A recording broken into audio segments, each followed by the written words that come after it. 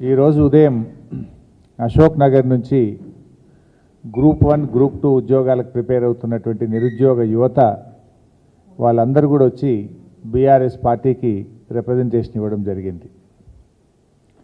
ఆ రోజు ఇదే కాంగ్రెస్ పార్టీ అశోక్ నగర్కి వచ్చి మమ్మల్ని రెచ్చగొట్టి అనేక హామీలు ఇచ్చి ఇవాళ ముఖం చాటేస్తున్నారని ఆ నిరుద్యోగ యువత తీవ్రమైనటువంటి ఆవేదనను వ్యక్తం చేయడం జరిగింది. మొన్న ప్రజా దర్బార్కు వెళ్ళి planning board vice chairman Chinnareddy గారి కాళ్ళ మీద పడ్డా కూడా ఈ ప్రభుత్వానికి కనికరం లేదు, ఈ ప్రభుత్వం మమ్మల్ని మోసం చేసింది అని చెప్పి నిరుద్యోగ యువత ఇవాళ తీవ్రమైనటువంటి ఆందోళన వ్యక్తం చేస్తూ ఉన్నారు. అంటే ఈ ప్రభుత్వం తీరు ఎట్లా ఉందంటే ఓడదాటేదాకా ఓడమల్లప్ప, ఓడదాటినాక బోడమల్లప్ప వ్యవహారంలాగా ఈరోజు రాష్ట్రంలోని కాంగ్రెస్ ప్రభుత్వ వ్యవహార తీరు శైలి ఉన్నది.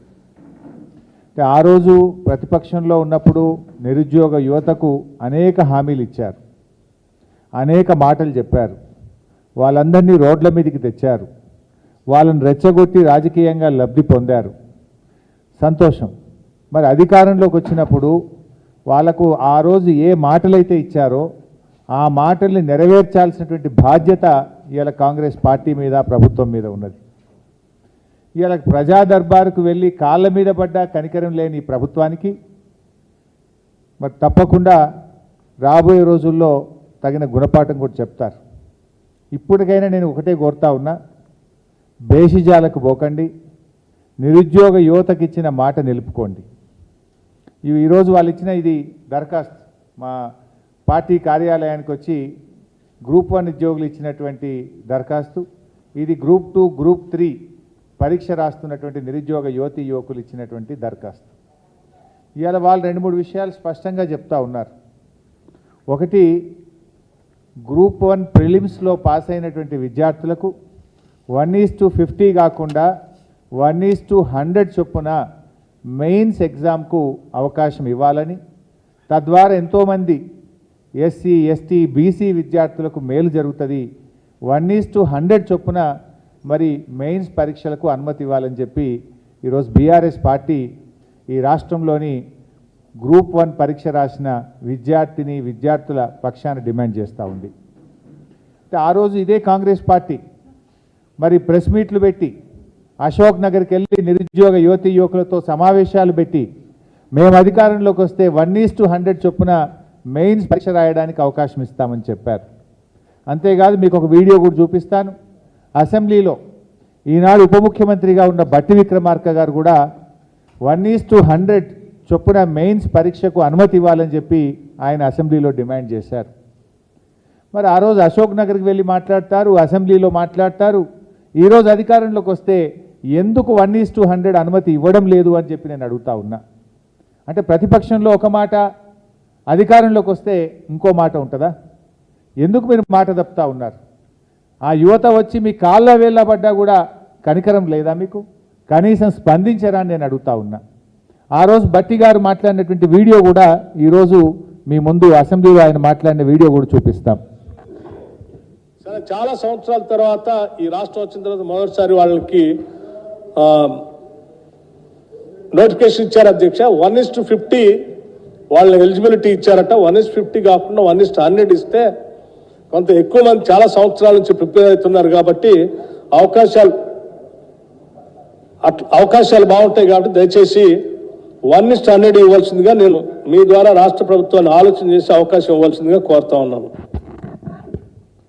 ఆ రోజేమో 1:100 ఇవ్వాలని యువతను రెచ్చగొట్టారు, మేము అధికారంలోకి రాగానే 1:100 అవకాశం ఇస్తామని చెప్పారు. ఈరోజు ఎందుకు ఇవ్వడం లేదు? ఎందుకు మాట తప్పుతున్నారు? నిరుద్యోగ యువతీ యువకులకు సమాధానం చెప్పాలని చెప్పి మేము డిమాండ్ చేస్తున్నాం. రెండవది, ఈరోజు వాళ్ళు ఇంకొక బ్యాచ్ కూడా గ్రూప్ 2 గ్రూప్ 3 ఉద్యోగాలకు సంబంధించి కూడా బీఆర్ఎస్ పార్టీకి దరఖాస్తు ఇచ్చారు. ముఖ్యంగా దీంట్లో ఆ రోజు అశోక్ నగర్కి వెళ్ళి గ్రూప్ 2 ఉద్యోగాలు అప్పటి బీఆర్ఎస్ ప్రభుత్వం తక్కువగా నోటిఫై చేసింది, గ్రూప్ 3 ఉద్యోగాలు చాలా తక్కువగా నోటిఫై చేశారు, రాష్ట్రంలో చాలా ఖాళీలు ఉన్నాయి, మేము అధికారంలోకి వస్తే గ్రూప్ 2లో మరో 2000 ఉద్యోగాలు అదనంగా కలిపి పరీక్ష పెడతామన్నారు. గ్రూప్ 3లో మరో 3000 ఉద్యోగాలు అదనంగా కలిపి పరీక్షలు పెడతామని చెప్పి ఆ రోజు హామీ ఇచ్చారు. కానీ ఈరోజు పిల్లలు వెళ్ళి అడిగితే ఏమంటున్నారంటే ఇప్పుడేం అవకాశం లేదు, అన్ని పోస్టులు ఖాళీ లేవు అని మొహం చాటేస్తున్నారు సార్. ఇవాళ ప్రధాన ప్రతిపక్షంగా మీరైనా ఈ ప్రభుత్వం మెడలు వంచండి, శాసనసభలో ప్రశ్నించండి అని చెప్పి ఆ నిరుద్యోగ యువత ఈరోజు మాకొచ్చి రిప్రజెంట్ చేయడం జరుగుతూ ఉంది. నేను అందువల్ల కాంగ్రెస్ ప్రభుత్వాన్ని డిమాండ్ చేస్తూ ఉన్నా, ఆ రోజు మీరు ఇచ్చిన హామీకి అనుగుణంగా గ్రూప్ 2కు మరో 2000 ఉద్యోగాలు జోడించాలని, గ్రూప్ 3కి మరో 3000 ఉద్యోగాలు జోడించి ఈ పరీక్ష నిర్వహించి నిరుద్యోగ యువతి యువకులకు ఇచ్చిన మాట నిలబెట్టుకోవాలని చెప్పి నేను కాంగ్రెస్ పార్టీని ప్రభుత్వాన్ని డిమాండ్ చేస్తూ ఉన్నా. ఇక మూడవ అంశం, ఎగ్జామ్కు మధ్య కనీసం 2 నెలలు గ్యాప్ ఉండాలని గతంలో కాంగ్రెస్ పార్టీ డిమాండ్ చేసింది. ఈరోజు ఏమవుతుందంటే 17th జూలై నుంచి 31st జూలై వరకు డిఎస్సి ఎగ్జామ్ నిర్వహిస్తూ ఉన్నారు. ఆగస్టు 7, 8వ తేదీల్లో గ్రూప్ 2 పరీక్ష నిర్వహించారు. అంటే ఎగ్జామ్ మధ్య కేవలం 7 రోజుల సమయం మాత్రమే ఉన్నది. గతంలో కాంగ్రెస్ పార్టీ పిల్లలు ఎట్లా చదువుకుంటారు, కనీసం 2 నెలలు గ్యాప్ ఉండాలని చెప్పి మాట్లాడినటువంటి కాంగ్రెస్ పార్టీ ఈరోజు పిల్లలు పోయి మాట్లాడితే అవకాశం లేదు అని చెప్పి ముఖం చాటేస్తున్నారు, మాట దప్పుతున్నారు అని చెప్పి పిల్లలు అంటూ ఉన్నారు. సంగీత అనే ఒక అమ్మాయి పరీక్షలు రాయడంలో తేదీలు దగ్గరగా ఉండి ఒత్తిడిలో ఆత్మహత్య చేసుకున్నదని కూడా ఆ పిల్లలు మా దృష్టికి తెచ్చారు. ఆ ఒత్తిడికి లోనైపోయి దగ్గర పరీక్షలు పెట్టడం ద్వారా ఇదే అశోక్ నగర్లో కోచింగ్ సెంటర్లో శిక్షణ తీసుకుంటున్న సంగీత అనే అమ్మాయి ఈ మధ్యకాలంలో ఈ ప్రభుత్వం వచ్చిన తర్వాత ఆత్మహత్య చేసుకోవడం జరిగింది. అంటే నిరుద్యోగ యువత ఆత్మహత్య చేసుకున్నా మీకు కనికరం లేదా? మీరు కళ్ళు తెరవరా? మీరు ఆనాడిచ్చిన భాషణలు ఏమైపోయినాయి, ఆనాడిచ్చిన ఉపన్యాసాలు ఏమైపోయినాయి? ఇప్పటికైనా ఆ యువతకి ఇచ్చిన మాటకు అనుగుణంగా పరీక్షకు మధ్య 2 నెలల కాల వ్యవధిని పెట్టాలని చెప్పి ప్రభుత్వాన్ని మేము డిమాండ్ చేస్తూ ఉన్నాం. 4వ అంశం, మేము జాబ్ క్యాలెండర్ ఇస్తామని చెప్పారు. అన్ని పత్రికల్లో ఫుల్ పేజ్ యాడ్లు ఇచ్చారు. 1 సంవత్సరంలో 2 లక్షల ఉద్యోగాలు నింపుతామని, ఏడాదిలోగా 2 లక్షల ఉద్యోగాలు నింపే బాధ్యత మాదని, 6 గ్యారంటీల్లో భాగమని ప్రమాణాలు చేశారు. ఇద్దరు సంతకం పెట్టారు, ఆనాటి పిసిసి అధ్యక్షుడు అదేవిధంగా ఆనాటి శాసనసభాపక్ష నాయకుడు ఇద్దరు సంతకాలు పెట్టి ప్రజల్ని నమ్మించారు. బాండ్ పేపర్లు రాసిచ్చారు. అన్ని పత్రికల్లో ఫుల్ పేజ్ యాడ్లు ఇచ్చారు. ఇది చూడండి అడ్వర్టైజ్మెంట్, ఒక్కొక్క పత్రికలో ఫుల్ పేజ్ యాడ్లు ఇచ్చారు. మేము 6 గ్యారంటీలు అమలు చేస్తాం, ఏడాదిలోగా 2 లక్షల ఉద్యోగాలు ఇస్తాం, ఇది మా జాబ్ క్యాలెండర్ అని ఇచ్చారు. ఏమైంది? ఎన్నికల ముందు జాబ్ క్యాలెండర్ ఇచ్చిన మీరు ఇవాళ అధికారంలోకి వచ్చిన తర్వాత 6 నెలలైనా జాబ్ క్యాలెండర్ ఎందుకు విడుదల చేయలేదు అని నేను నిరుద్యోగ యువకుల పక్షాన్ని అడుగుతా ఉన్నా. ఆనాటి మీ ఉపన్యాసాలు ఏమైనాయి? ఎందుకు జాబ్ క్యాలెండర్ ఇవ్వడం లేదు? మీరు ఏడాదిలోగా 2 లక్షల ఉద్యోగాలు ఇస్తామన్నారు, ఇప్పటికీ 6 నెలలు అయింది. ఏవి మరి 6 నెలల్లో ఒక్క నోటిఫికేషన్ ఇచ్చారా? ఏవి మీ 2 లక్షల ఉద్యోగాలకు మీ ప్రణాళిక ఏది? మీ జాబ్ క్యాలెండర్ ఏది? అంటే ఆనాడు ప్రతిపక్షంలో మాటలు కోటలు దాటినాయి, నేడు అధికారంలోకి వచ్చినాక మీ చేతలు గడప దాటిన పరిస్థితి. ఇది నిరుద్యోగ యువకులను మోసం చేయడం కాదా?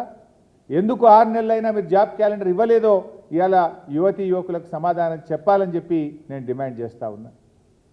5వది, ఆ రోజు ఏమన్నారు? రాష్ట్రంలో 25,000 ఉపాధ్యాయ పోస్టులు ఖాళీగా ఉన్నాయి. మేము అధికారంలోకి వస్తే మొదటి క్యాబినెట్లోనే మెగా డిఎస్సికి 25,000 ఉద్యోగాలతో నింపుతామని మాట ఇచ్చారు. ఏమైంది మీ మెగా డిఎస్సి? ఇవాళ ఎందుకు 11,000 ఉద్యోగాలకే పరిమితం చేశారు? ఆనాడు 25,000 ఖాళీలు ఉన్నాయని చెప్పిన మీరు ఇవాళ మెగా డిఎస్సిని 11,000కే ఎందుకు పరిమితం చేశారు? ఇచ్చిన మాట ప్రకారంగా ఉపాధ్యాయ ఉద్యోగాలను 25,000కు పెంచి మెగా డిఎస్సిని మరి నిర్వహించాలని చెప్పి బీఆర్ఎస్ పార్టీ డిమాండ్ చేస్తూ ఉంది. అసలైన తొలి వెలుగు. ఫాలో వాట్సాప్ @తొలి వెలుగు అఫీషియల్.